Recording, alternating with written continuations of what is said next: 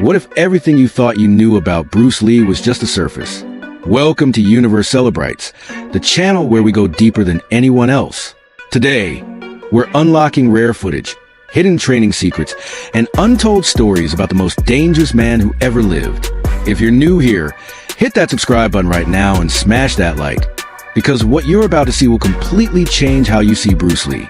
Let's go. Let's begin where the legend truly starts. Not in a movie studio, not on a Hollywood set, but in a small martial arts tournament in front of a live audience where Bruce Lee stepped forward and did something that will be talked about for the next 50 years. Picture the scene. The room is packed.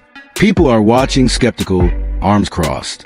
Bruce Lee is standing in the center, calm, almost bored looking. He's not flexing. He's not showing off. He doesn't need to, because what he's about to do cannot be unseen. The first opponent steps forward. A black belt karate master. A man who has trained for years. A man who believes in his own power. Bruce Lee doesn't say a word. He simply positions himself, raises his hand, and from just 1 inch away, he throws a punch. 1 inch. That's barely the width of 2 fingers. Most people couldn't even wind up a proper strike in that distance. But Bruce Lee wasn't most people. The karate master went flying. Not stumbling. Flying. Back into his chair. Crashing. Stunned. The crowd erupted. Nobody could believe what they had just witnessed. But Bruce Lee wasn't done. The second opponent steps in. A young man in a street shirt. Maybe he thinks he's ready. Maybe he thinks the first guy just got unlucky. Bruce Lee adjusts slightly. This time, the distance is 6 inches instead of 1. And in the blink of an eye, a punch so fast the camera almost misses it. The young man is launched approximately 6 meters through the air. 6 meters. That is not a stumble. That is not a fall. That is a human body being turned into a projectile by a man who had mastered the physics of force, speed, and energy transfer in a way that no one before him, and arguably no one after, has ever replicated. Now, let's talk about the science behind this. Because this isn't magic. This is physics pushed to its absolute limit. Researchers and martial arts scientists who studied Bruce Lee's movements have calculated that his punch speed reached 1/500th of a second. Let that sink in. The average human blink takes between 150 and 400 milliseconds. Bruce Lee's punch landed, connected, and transferred energy, all before your eye could close and reopen. This technique is known as the 1-inch punch, a move that originates from the Wing Chun school of Kung Fu. Bruce Lee first encountered this style when he was just 13 years old, training at a Wing Chun dojo in Hong Kong, under the legendary IP Man. Most kids that age are learning how to ride bikes or play football. Bruce Lee was already studying one of the most precise and devastating close-range combat systems ever created by human beings. Ip Man, for those unfamiliar, was not just a teacher. He was a grandmaster, a living repository of centuries of martial arts knowledge. And he saw something in Bruce Lee that was different from other students. Not just athleticism, not just speed, something deeper, an obsession with understanding why things worked, not just how to do them.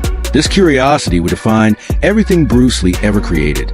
But let's come back to that 1-inch punch for a moment. Many people, even today, decades after these demonstrations, still claim it was staged, still claim it was performance, still claim that what we see in those videos must have been exaggerated for the camera. Those people have never felt a Bruce Lee punch. Those who have, including grown men, trained fighters, professional athletes, all say the same thing. It wasn't the impact they expected. It wasn't a pushing force. It was an explosion, a sudden, violent transfer of kinetic energy that bypassed all the body's natural defenses and went straight to the core. Now, for years, critics said the same thing over and over again. Bruce Lee was an actor. Those fights are choreographed. He never actually fought anyone for real. It became a popular argument, especially as time passed and the legend grew larger than life. But then a video surfaced, and it changed everything. This rare footage shows Bruce Lee sparring with his student Ted Wong, one of his most dedicated disciples, a man who trained under Lee for years and was considered one of the most skilled practitioners of Jeet Kune Do. This isn't a movie. There are no cameras set up for dramatic angles. There is no soundtrack. This is raw. This is real. Both men are wearing full black protective gear from head to toe. And what you see in this footage is not what you'd expect if you believe the "it's all acting" crowd. Ted Wong doesn't hold back. He attacks. Punches, kicks, combinations. throwing everything he has at Bruce Lee. And Bruce Lee just isn't there. Not in a supernatural way, not in a special effects way, but in a deeply technical way. He reads every movement before it happens, adjusts his position with millimeter precision, and makes Ted Wong look like he's fighting a ghost. Over and over again, Wong throws strikes. Over and over again, they miss. Not because Bruce Lee runs away, not because he hides, but because he understands angles, timing, and distance at a level that makes offense nearly impossible. And then, when Lee decides the moment is right, he counters, and it is devastating. His counter punch hits Ted Wong squarely in the face. Even through protective gear, you can see the impact register, the head snapping back, the body reacting to force it did not see coming and could not prepare for. Bruce Lee follows it immediately with a clean judo throw, sweeping Wong off his feet and bringing him to ground in a single fluid motion. And here's where it gets even more interesting. After Ted Wong gets back up, because he's a trained martial artist and he doesn't quit, he tries a spinning kick, a powerful move, the kind of technique that, against most opponents, ends a fight, but against Bruce Lee, it doesn't even come close. Bruce Lee sidesteps it effortlessly, and you can almost see the smile behind his protective gear. Not mockery, appreciation. He respects a student, but he also knows exactly what's coming before it arrives. This video is important for one very specific reason. It proves that what Bruce Lee could do in a film was not limited to film. His speed, his precision, his ability to read and react. These were real. They existed outside the camera, outside the script, outside the controlled environment of a movie set. And if you needed any more convincing, his student Larry Hartzell, an original member of Bruce Lee's inner circle and a man widely respected in grappling communities, once revealed something that shocked many people in the martial arts world. He said that Bruce Lee had developed 33 separate grappling techniques within the framework of Jeet Kune Do. 33, in a fighting style that most people associate purely with striking, speed, and power. Bruce Lee had quietly built an entire grappling arsenal that most people never even knew existed. This reveals something crucial about how Bruce Lee thought about fighting. He wasn't interested in looking good. He wasn't interested in sticking to tradition for tradition's sake.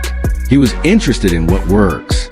And if grappling worked, if throws, locks, and takedowns could complement his striking game, then he would master grappling too.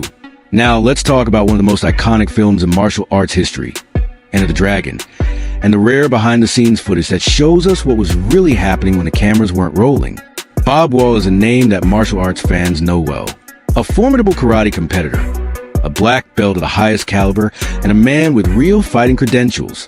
When you put Bob Wall and Bruce Lee in the same room, you don't have an actor versus a stuntman. You have two serious martial artists whose respect for each other ran deep. They met at a kung fu demonstration in Los Angeles in 1963. At that time, Bruce Lee was already beginning to make a name for himself, not through movies, but through exhibitions and seminars where he would demonstrate techniques that left audiences speechless. Wall was in attendance, and what he saw that day made a lasting impression. Over the following years, their relationship grew. They trained together, they exchanged knowledge, and eventually, they ended up on screen together in what will become one of the most celebrated fight scenes in cinema history. The rare video footage of Bruce Lee and Bob Wall preparing for their fight scene in Enter the Dragon is remarkable for several reasons. First, you can see the genuine warmth between them. These men liked each other, respected each other, and took pleasure in working together. The camaraderie is unmistakable. But second, and more importantly, you can see Bruce Lee at work as a choreographer and director of movement. He isn't just performing moves. He's constructing sequences with the precision of an architect. Every technique has a purpose. Every step, every angle, every moment of contact is considered and intentional. Watch how he moves during the preparation sessions. Even when he's going at half speed for rehearsal purposes, the fluidity is extraordinary. His body doesn't waste motion. There are no unnecessary movements, no extra gestures, no wasted energy.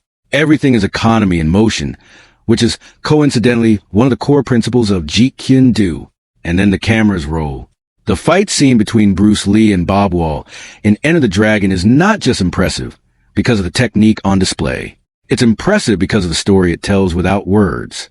Wall's character enters the scene with arrogance, displaying his karate skills, puffing up his chest, making sure everyone in the room knows exactly how dangerous he is.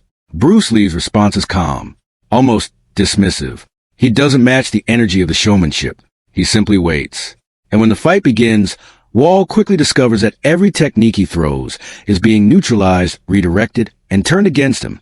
Bruce Lee's Jeet Kune Do is specifically designed to do this, to intercept force, absorb it, and return it with interest.